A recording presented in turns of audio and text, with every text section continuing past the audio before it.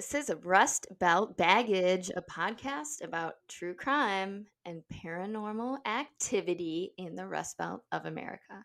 I'm your host, Ariel. And I'm Andrea. Two peeps from Buffalo, New York. Come unpack with us.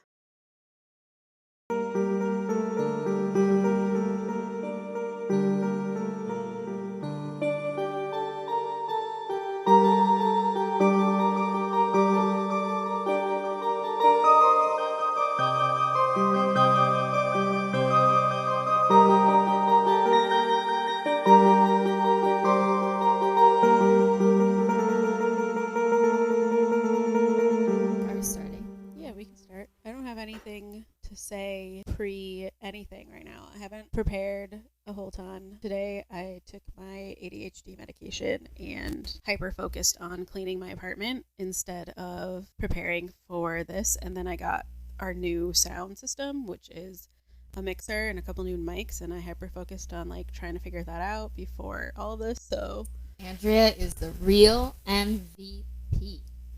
Yeah, we're gonna do some mega spookies. I personally am a really big fan of October because I'm a basic bitch. But I'm happy with it. I got my pumpkins and stuff. My gourds are growing, so yeah, I gourd saw. plants. Where did you post that? Did you post that on Facebook? Yeah. I saw a photo and was like, oh shit, that looks amazing. Right, they're growing. They're so cute. I planted some gourds in like June, and I was like, I don't know what's gonna happen, but they are the vines are very long now, and they're kind of taking over. But I'm getting my gourds, so if y'all want gourds, we could mail some gourds to people. We can mail out approximately 3 gourds. It's been a long Monday, everyone. Yeah, we're recording on Monday. We're gonna post this tomorrow, so maybe Tomorrow? maybe we'll see. Today. Oh, we also are drinking wine today, and our previous ones we had not had any substance, so I apologize in advance. Why you gotta at me like that? Why you gotta call me out? I'm calling both of us out. Listen, it's been a long Monday. It's been a long couple of weeks, I feel like. And, we just wanted to have some nice wine. And Andrea made this amazing fucking pasta that's really fucking delicious. So, and now we're trying to, okay. We just had to make sure our technology was working. It'll be fine. I hear you. I like this new setup. I like it too. The soundboard is like colorful and shit. It's like keeping me focused, kind of tripping me out a little bit. I haven't figured out how to get rid of some of that, but I like it. I kind of like it too. Like, I did get rid of some of the craziness, but I don't know how to get rid of the rest of this. I like it. Without further ado, disclaimer, I definitely did prepare for this, but to be honest, I couldn't find as much concrete information as I wanted to on this place. I'm doing a haunted castle from Niagara County. Ooh. So I grew up in Niagara County. Niagara County, New York. Niagara County, New York, yes. Now we live in the city of Buffalo. I've been living here for like over a decade now, but grew up in Niagara County, maybe a couple miles from this place. So it's called Old Fort Niagara. Are you familiar? Oh, yeah. I actually don't think I've been. No? And if I have been, it was like an 8th grade field trip. Yeah. I was going to talk about my 3rd grade field trip there. I grew up in Lewiston, which is the neighboring town to Youngstown. And when we were kids, we would ride our bikes down to Fort Niagara and just hang out. It was a very popular place for parents or teachers like to take the kids there, and it would entertain us for a while. So Old Fort Niagara, what it is. Well, first I'll explain a little bit about Youngstown. So Youngstown, New York is, like I said, in Niagara County, and it's right at the point where the Niagara River flows into Lake Ontario. So there's a couple points like at Fort Niagara where you can stand and you can actually see Toronto across the lake. I want to go to Toronto so bad. I know, I haven't been there in forever. When I was younger, I used to every weekend for like shows and stuff, but I haven't been in a couple years. COVID is such a bitch. I mean, we can take our like COVID test to get. It's too much, and you gotta plan, and you gotta. It's just, oh my god.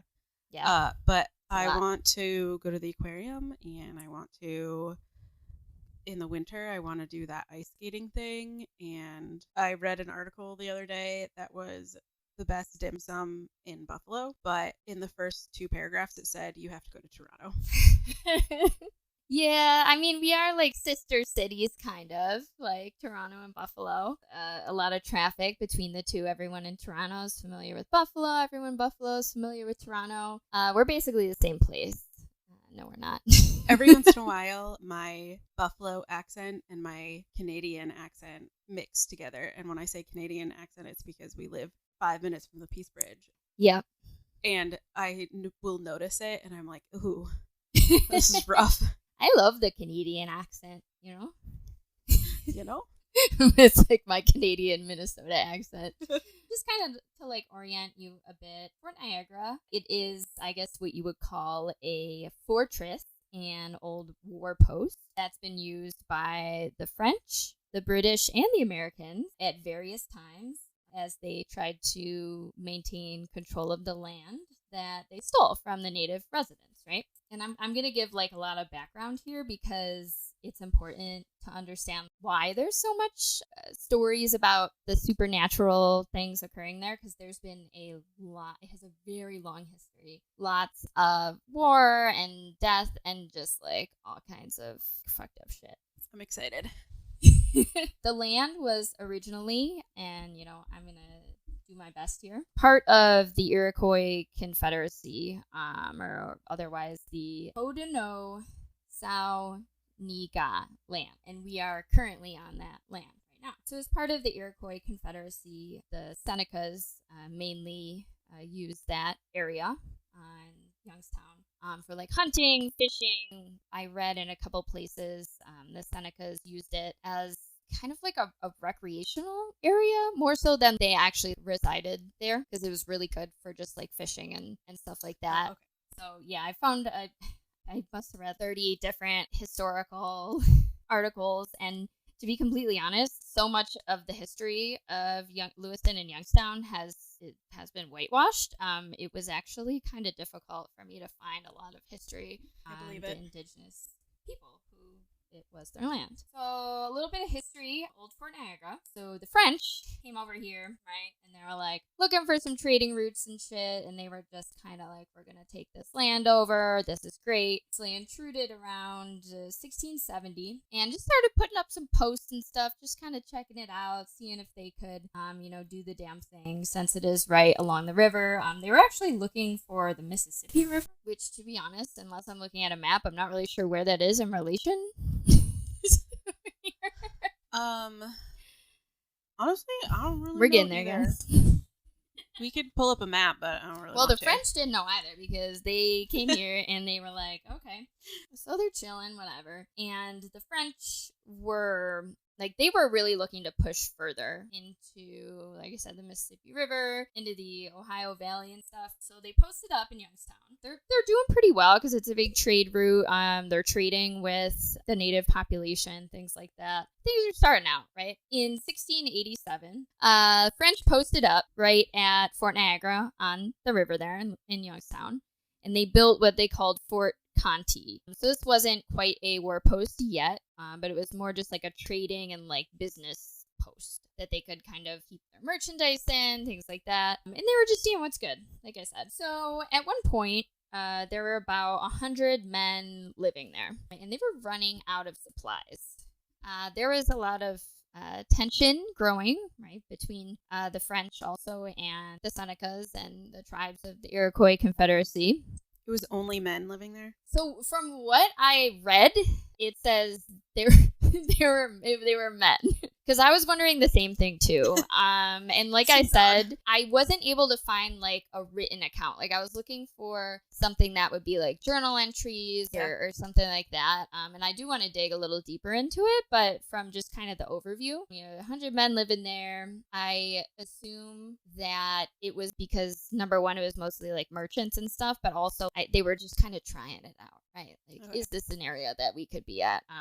Do we really want, to start having our families here? Small troop of those Frenchmen, those Francais men, they were like, shit, we need stuff. we're totally gonna die here.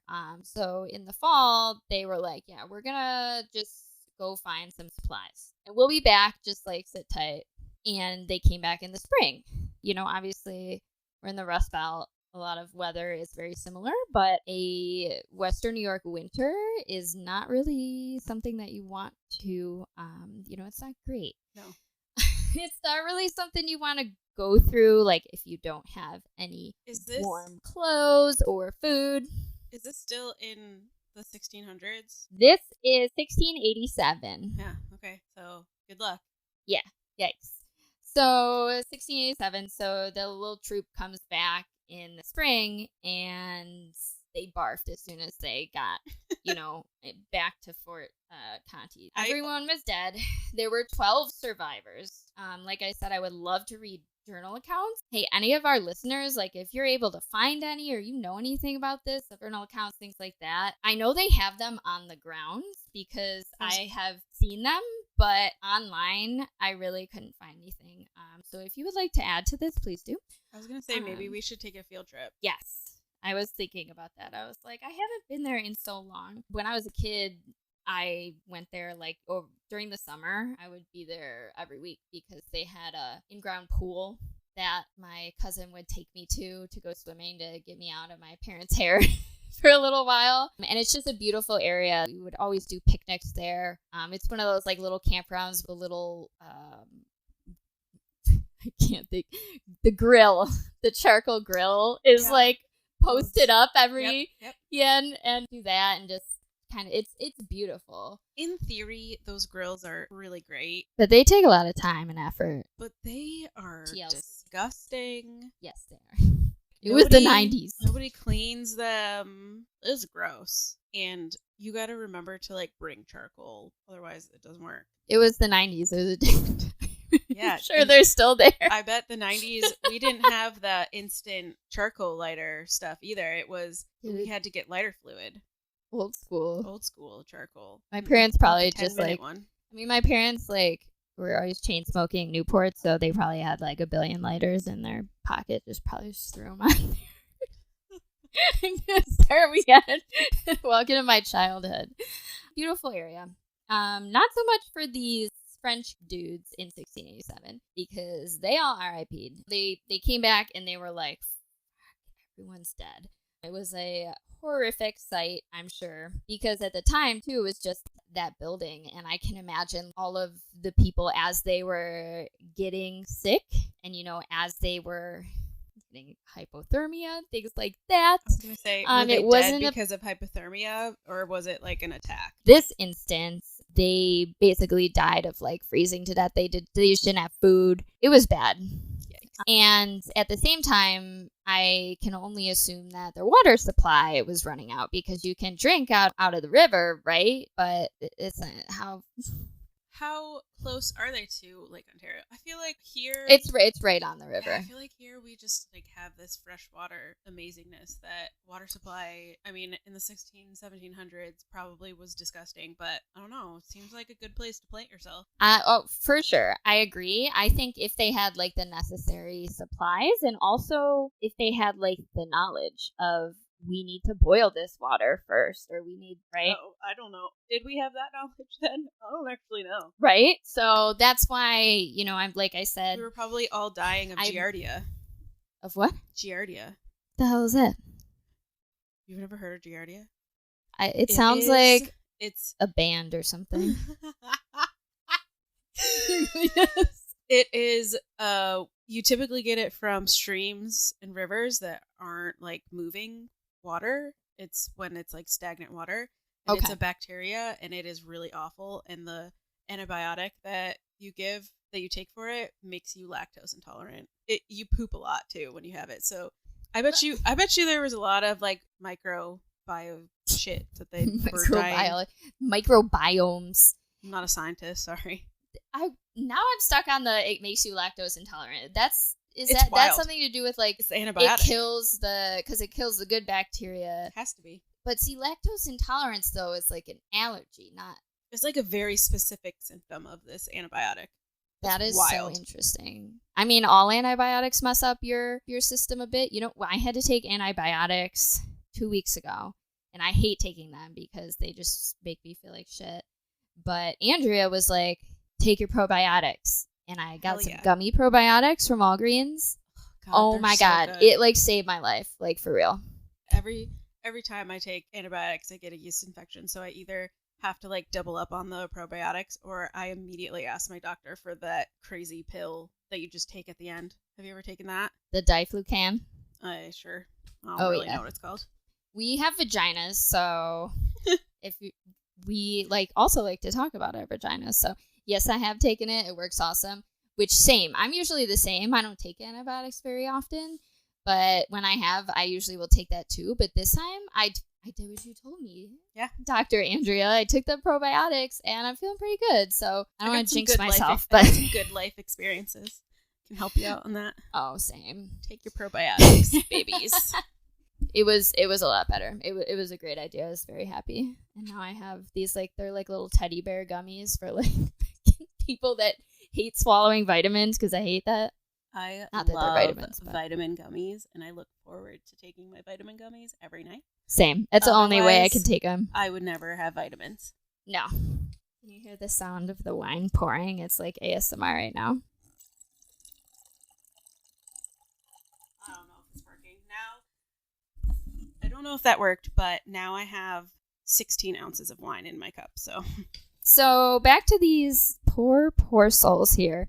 So they came back and her buddy was just like frozen to death, and they were like, fuck. This wasn't uncommon at this time. I always joke, because it's true, that my ancestors, they came to America pretty early, and they were the lower income people that they would send to kind of test run to see if they would survive. I say it in a joking way, usually talking about my own ancestry, but it's true. You know, they would send people over to kind of test it out and see what was going to happen. That's just the reality of it. And also, there was not much they can do. They couldn't just fly or get in their car, right? When they had to go get supplies, if someone miscalculated, they ran out. It was no good. But anyway, so there were 12 survivors of this. I would love to hear the stories. If you are one of the children of one of the 12 survivors of this, that would be fucking bonkers. What year are we at now? We're still in the 1600s? This is 1687. I'm stuck on this for some reason. It's interesting, so keep being stuck. It's like, I feel like that has to be 4 greats, maybe. 2. No, it's 17, more than 4. 18, I think 19. It's about 7. Yeah, it's probably like 7 or 8. Great grand. All right.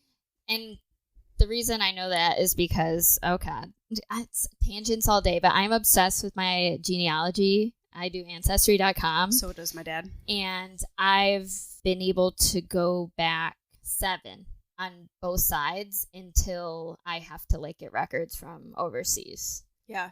Which takes forever. Yeah, and they do have some access on Ancestry, but it's just a lot. It's hard to go through because, number one, the documents don't look familiar to me, right? Like they have in America, honestly, for a long time. So I'm like looking at them and I'm trying to make sense of them and like figure it out. And so, yeah, so that's as far as I've got. Check back next month. We'll see if I have gotten farther than that. But I bet my dad could help you out.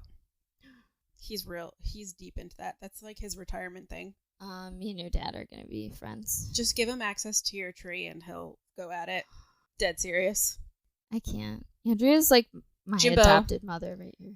And your parents did our theme song. I don't think we've mentioned that. My mom did our intro and outro. We have a bunch of other stuff that we will probably use. Maybe when we get better, we'll also come up with some jingles and do some more fun stuff with the music. I love your parents. I haven't even met them, but I like can't wait. Yeah, it'll happen. So this was one of the first catalysts that people feel led to the sort of sightings of apparitions, thin and looked like basically dead. Well, I mean, they were dead because they were apparitions, but you know what I mean. That would actually be hypothermia ghosts. Yeah. That would be terrifying. That's like yeah, White no, thank Walker you. shit. No, thank you. this was really the first major, large, like, mass casualty event that happened to the colonialists at Fort Niagara. Old Fort Niagara, excuse me. So yeah, so that happened, right? And it was in French hands for a while. It was mostly, like I said, that trading business post. They kind of like figured things out for a while. They cleared out the dead and they buried them on site. So on Fort Niagara, they're buried. They're apparently, and I never saw this growing up. I don't know why, because, well, when I was a kid, I was actually really scared of cemeteries, but there's a cemetery there where these people are buried. And I actually kind of want to go just to see it because I don't remember ever going to it when I was a kid. But I wasn't even allowed to watch the X-Files when I was a kid because I wouldn't sleep. So I was never into X-Files, so I just had terrible death-related phobia. Yeah, so I really kind of want to go back, take a look at the tombstones.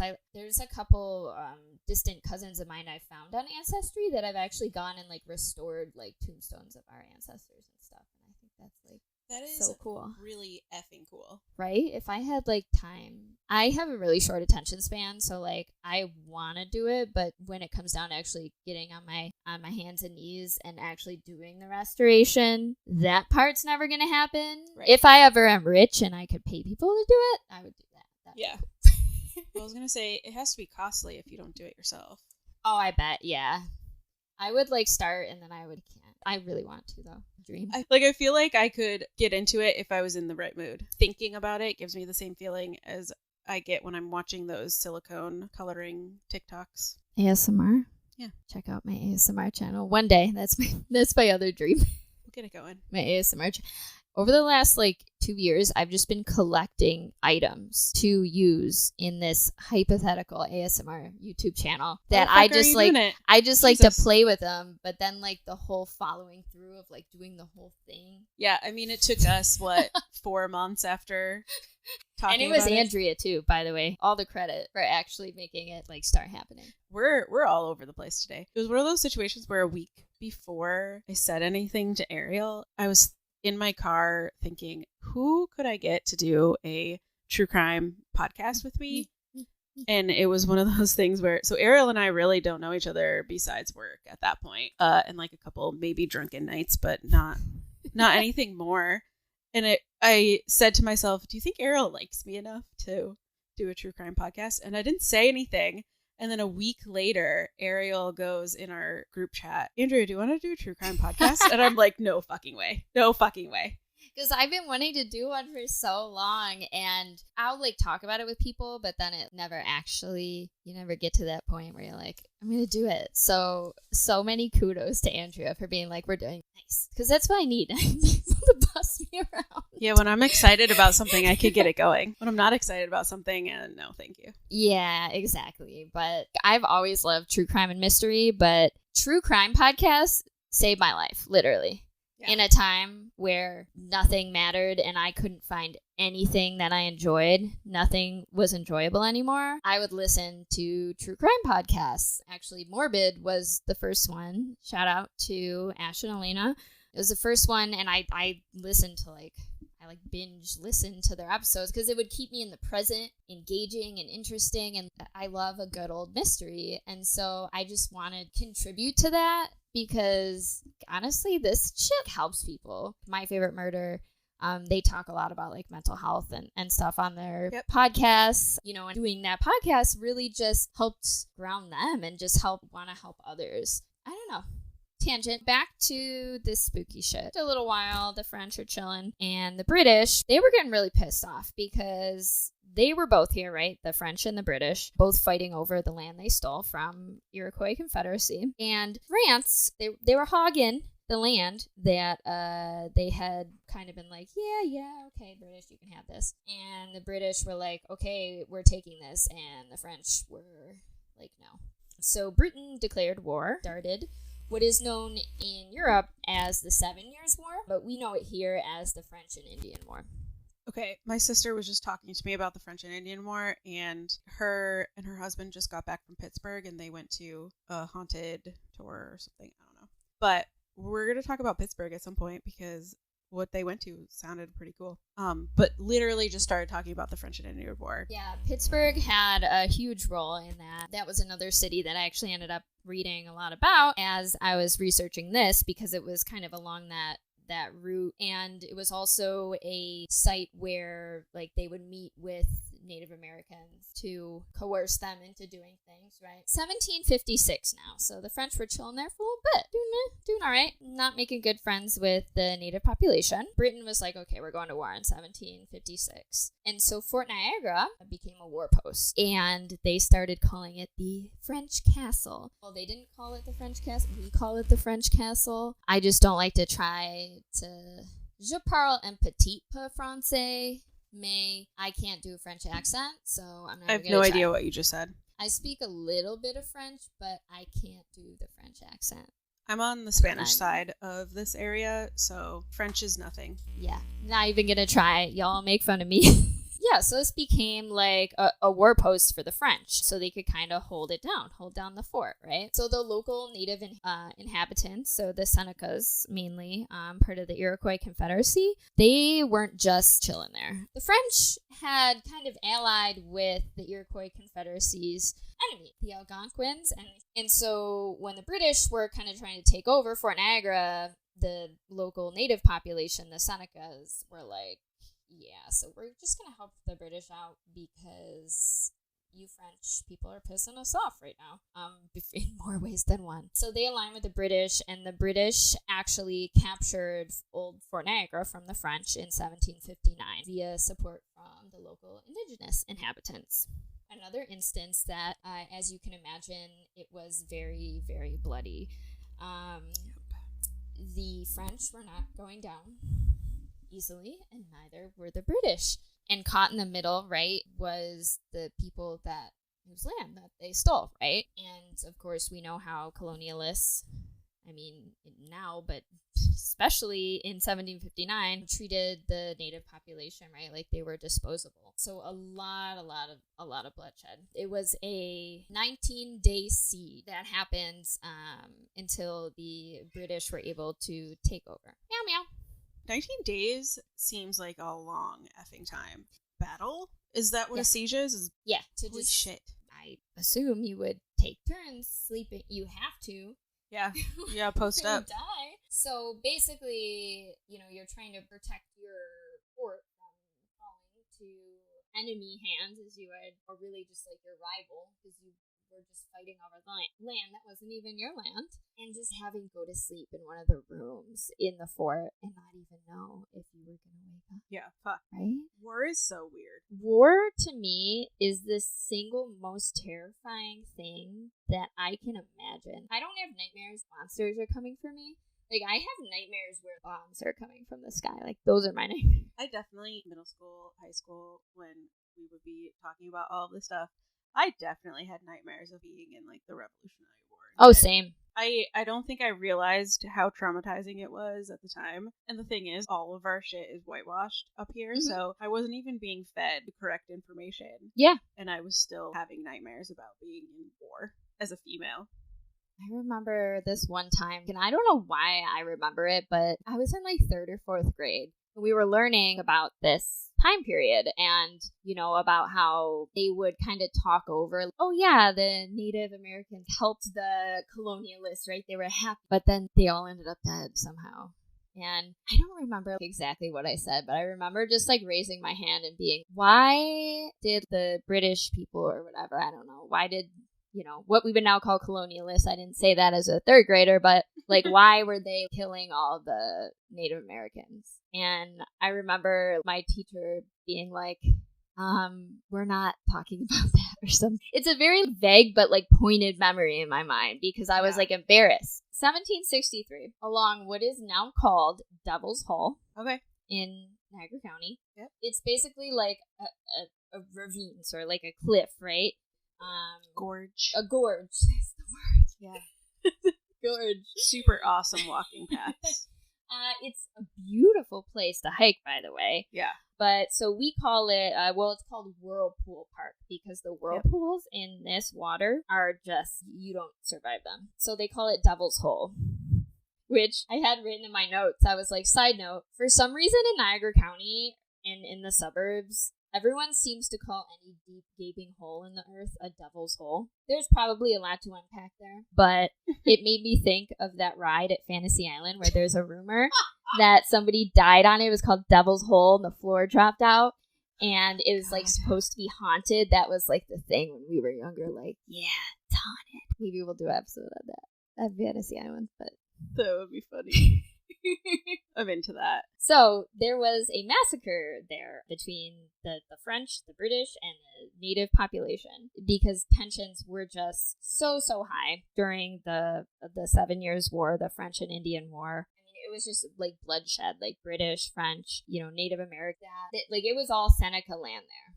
And the French and the British were fighting over it, basically. And just how, like, steep and how, like, rocky. I'm super morbid. Obviously, we are because we're doing this podcast. I just think about the blood dripping off the rocks and stuff. And when you hike down there, because now they have a stone staircase that you can walk down by the river, so you can just hike along, you can run or climb the rocks. You're not supposed to climb the rocks. Don't tell anyone. Sometimes I can't help myself. You get kind of this feeling of like this sinking, kind of dark. Have you been there? I have been there. I've been to Whirlpool. Yeah. For sure. It's like almost like is someone watching me type feeling. Well, yes. Everyone is watching you at that place, particularly if you are down by the water. What do you mean, like actual people or like ghosts? Yeah, actual people. Okay, I was talking about ghosts. I know, but... Wait, who's watching you? If you're down by the water, literally everyone who's above is looking at you. Why? They're either thinking, do I want to go down there? Or they're thinking, those people are insane. And then you find the Instagrammers in Wild down there, too. So you end up looking to see if anyone's Instagramming. I haven't had that experience there. Usually when I go, there's, like, not that many people. I'll usually go, like, when it's fall. Because that staircase there, all those stairs going down. It's a lot of fucking like, stairs. You're sweating. Like, you can't go in the summertime. Going down is fine. Going up, holy shit. No, thank you. Yeah. And there's like caves and stuff too but it's just like this very, I don't know, always this, I don't want to say dark feeling, but it is kind of a dark feeling. There's a lot of shit there. The British and the native population had some agreement that was like Seneca land, that was Iroquois Confederacy land along Devil's Hole there, but the Senecas basically had to like give it up, to the British. And it's now called Mile Reserve. Connects like Lewiston and Youngstown to like the city of Niagara Falls, basically. Okay, yeah, that makes sense. So had to give that up to the British. So back at Fort Niagara, down a little bit, the British and the Iroquois Confederacy had some agreement to leave each other alone for a little bit of time, but then the American Revolution followed.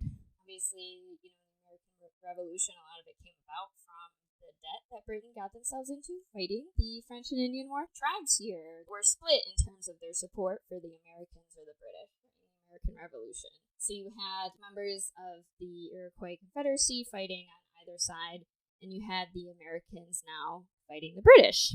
So Fort Niagara actually ended up falling into American hands now. So it's changed hands several times.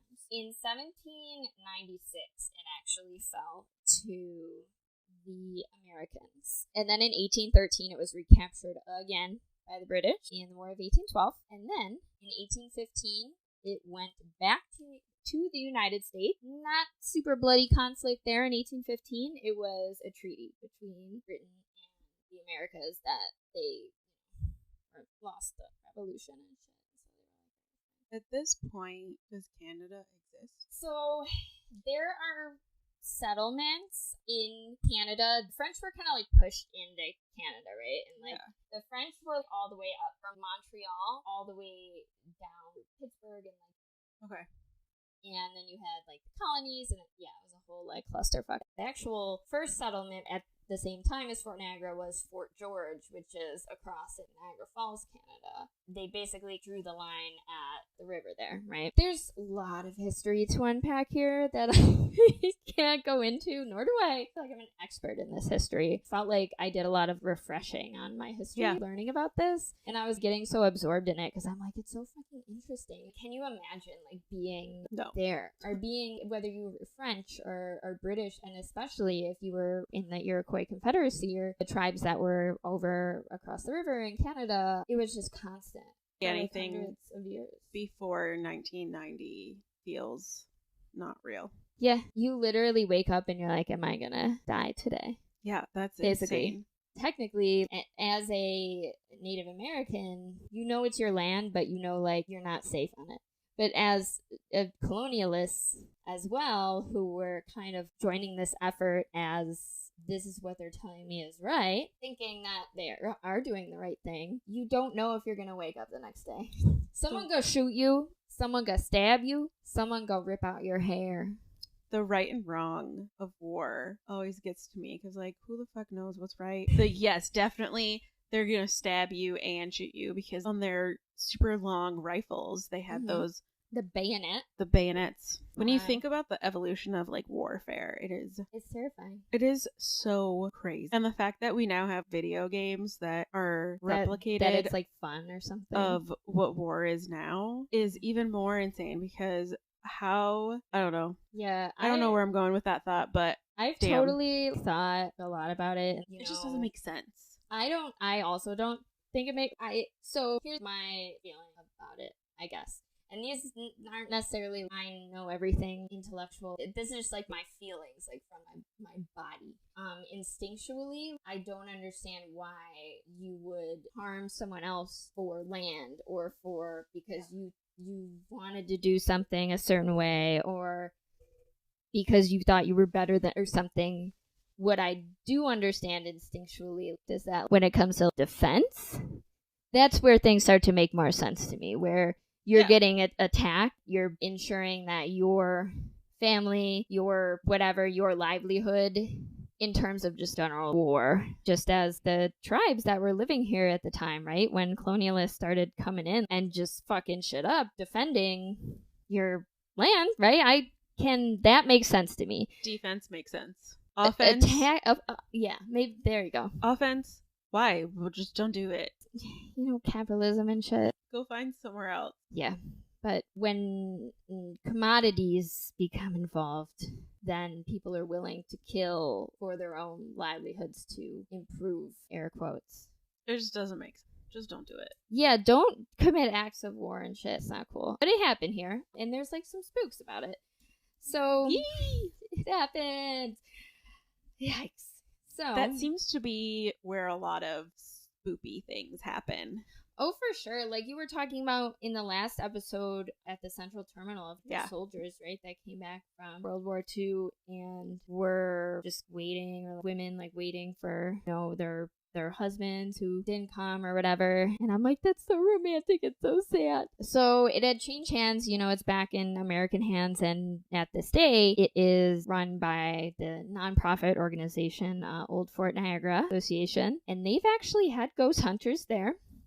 So I did watch the Ghost Hunters episode. It was actually pretty interesting. So there's been a lot of stories because they do tours there. They do reenactments. Like I said, in elementary school for our field trip was often to Fort Niagara to see the reenactments. They would tell us all the spooky ghost stories and stuff. Yeah. They have people that they do war reenactments. They do just like the merchants there. One of my best friends, his wife does war reenactments. I think she does Civil War reenactments. I'm not totally sure, but it is always fascinating when they talk about it. Yeah. And I had some friends that were super into doing Civil War reenactments. My great-great-great-grandfather was a prisoner of war in the Civil War. Damn. Isn't that wild? I learned that on Ancestry. Back to this. So, actually, one time I was there, I remember them taking us into a room where they talked about this was a place that they would bring soldiers who were injured to do surgeries on them and stuff. That was creepy as fuck.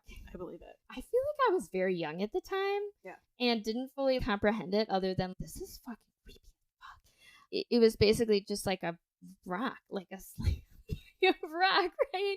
And they're like, yeah, this is where like, injured, and they have to take care of you quickly in an attempt to save your life so you can maybe keep fighting or maybe not. So there's a couple different areas. There's the French castle, which is like the big building. It's this big like rectangular fortress castle, basically. There's no moat, and there's 2 towers where they could kind of keep watch. They have the old-fashioned cannons up there, and they have like the parade grounds. It's like a big open area, the cemetery, and the powder magazine where they would keep the barrels of the gunpowder and stuff. So there's been sightings of different apparitions depending kind of on where you are. I'll save the most famous one for last, but the first one is people report seeing soldiers or people dressed in soldiers' garb wandering around the parade ground, kind of like they're keeping watch, and they'll see someone kind of walk back and forth. I'm trying to do my best spooky voice. Like walking back and forth. And then they'll go. Wait, hold on. I have voice effects on this new thing. Let's do 5 seconds of one of the voice effects. Okay, hold on.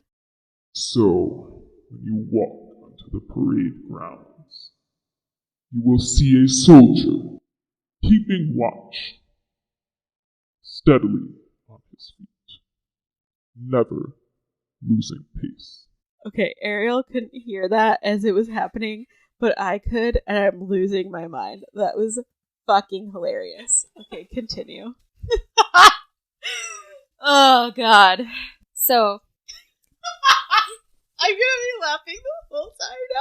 Just thinking about that. We should do the whole episode like that. It was so good.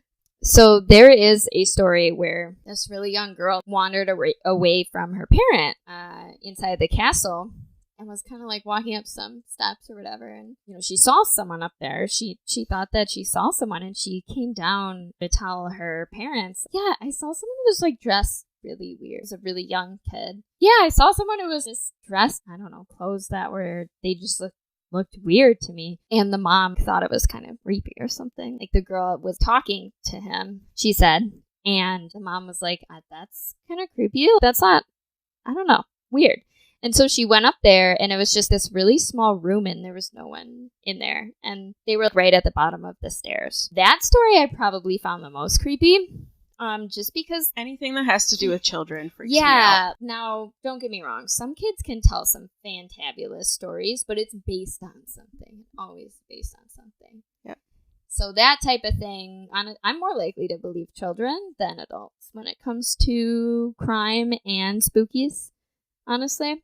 So people will see soldiers, in like soldiers' garb. Like sometimes they'll see a French soldier, sometimes a British soldier. What I found was that what was interesting is that there were no reports of seeing Native American spirits on the ground inside like the fortress and stuff like that. That is really interesting. Yeah. I wonder if that has to do with the fact that those Native Americans who were there and were killed there were like, no, fuck this.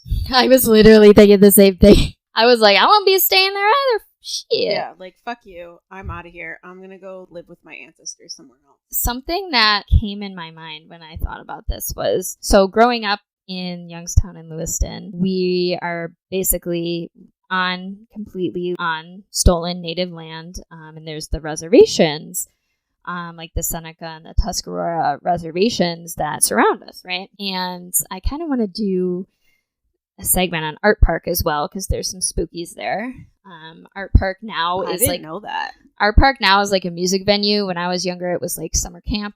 When I was a kid, there's a lot of places that it's well known that this was a Native American burial ground. And it was very much very sacred, as it should be, even though they were often unmarked.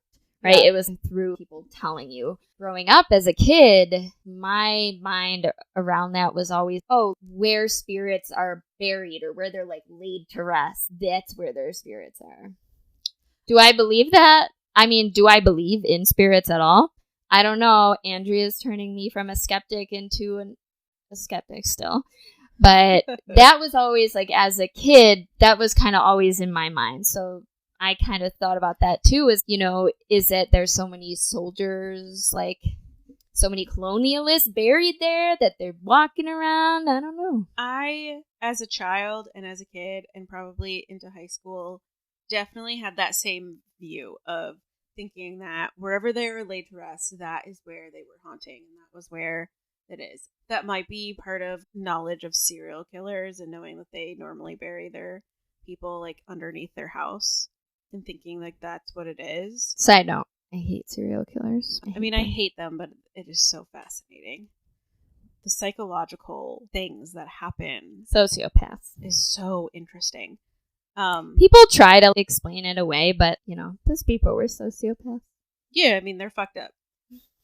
For sure. But yeah, true. They'll have, like, specific places that they place, I think now as I get more into the paranormal world and think more about and, like, hear more things, I don't know if that's necessarily true. I think it is more, I don't even know if it's it's more of it feels like it is wherever they had their last unfinished business. It doesn't mean that it's their only unfinished business, but it's their last one. So the terminal from last episode, for example, it is those wives and girlfriends who are seen there walking around waiting for their loved ones to come back.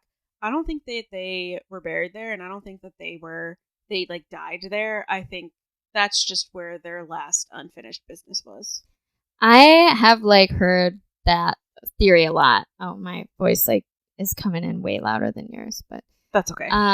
Yeah, I've heard that a lot. Something that, and I don't know that this is rational. I think it's just that I'm not, like, bought into this energy stuff, but I am very sensitive to energy, and for me, contradiction. I feel energy, right, or spirits, as some people will see them as spirits, like what I think of that might be energy, can stay on objects, and can also follow you. So I'm very particular about the objects that I have in my home.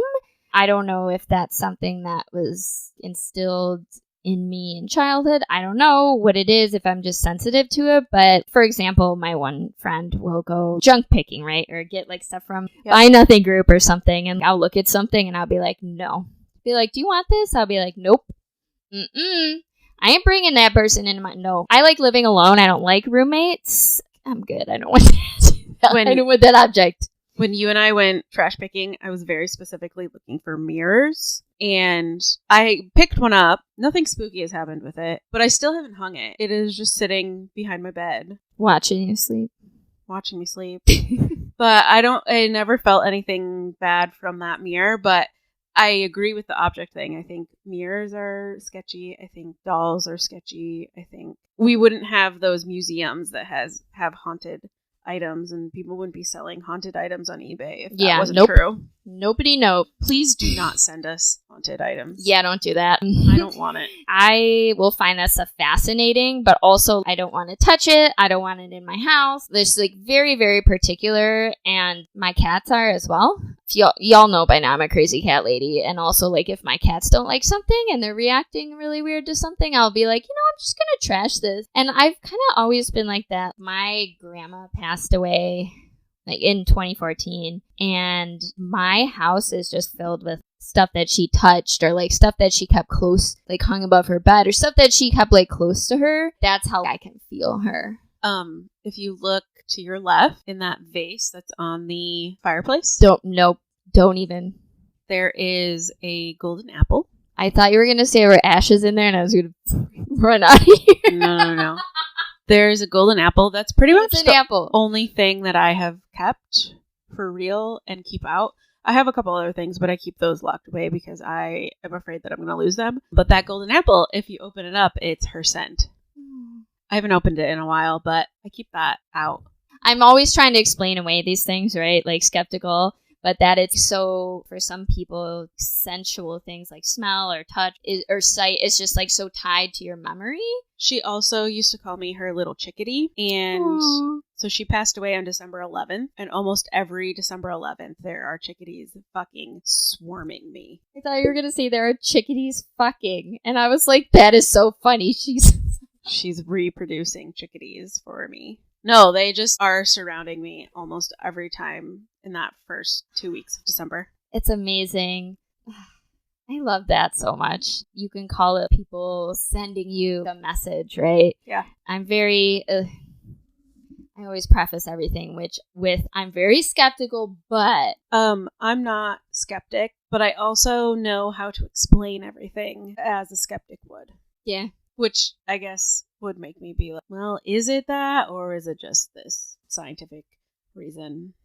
I'm like an angry skeptic because I want to believe in stuff and I just want to let myself do it. But my brain is just like, you can't do that. You can't do that. Because for some reason in my brain, once the floodgates open or something, once I believe in one thing, it leads to this and that. And then all of a sudden I've got crystals everywhere, which I do. But crystals for me are more like ASMR thing. I currently like only the way have they one feel. crystal. People keep gifting them to me and I love it because I like the just the way they feel in your fingers. I only have one. It was a gift. I think it's in the bathroom because the cats kept fucking with it. I have an altar in my house, and the cats fucked with it like once or twice, and then they never fucked with it again. They fuck with every fucking thing in my house, and I don't know why they know mom's important shit. They know not to fuck with mom's crystals. Okay. Oh yeah. So back to ghosts. Yeah.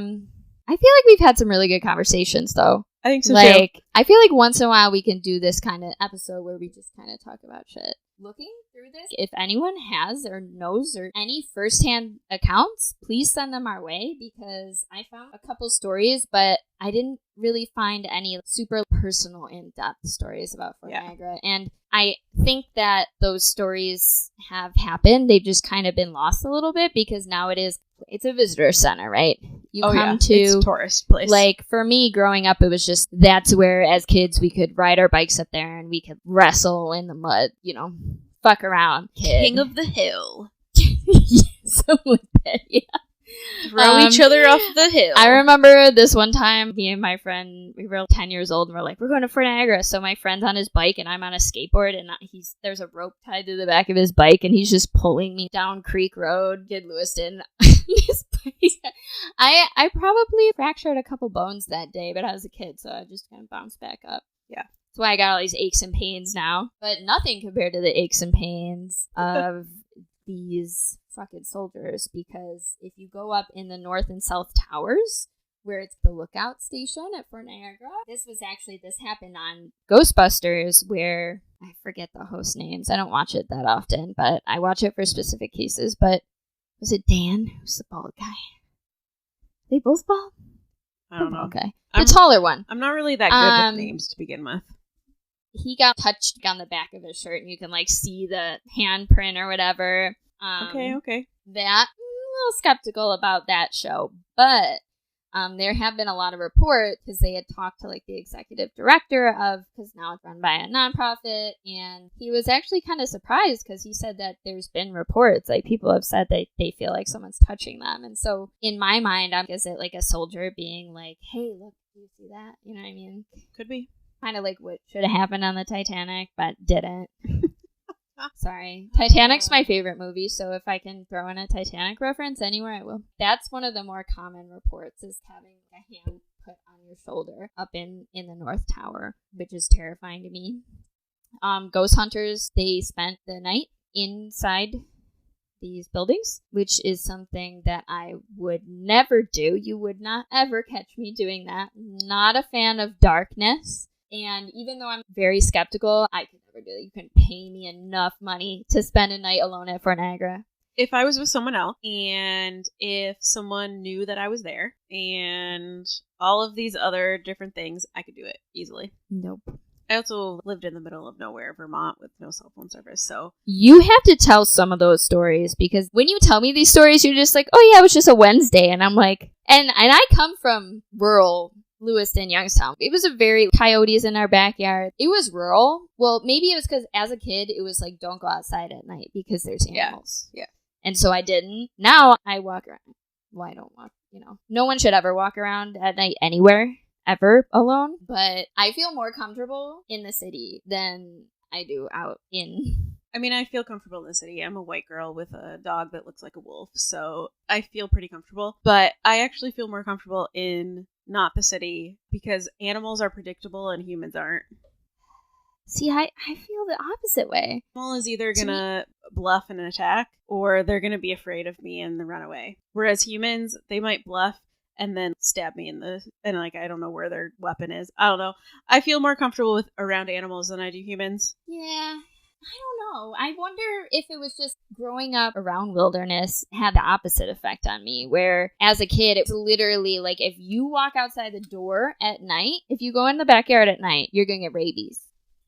And so literally, I think everything's going to give me rabies. I feel like my fear is not as much I'm going to get killed by an animal, but like I'm going to get infected by an animal. Interesting. Which is probably not rational because if someone like stabs me, or kidnaps me and murders me, that's probably worse. That's like way worse. But infections I just have can be weird shit. Modern medicine is incredible, and infections can be healed.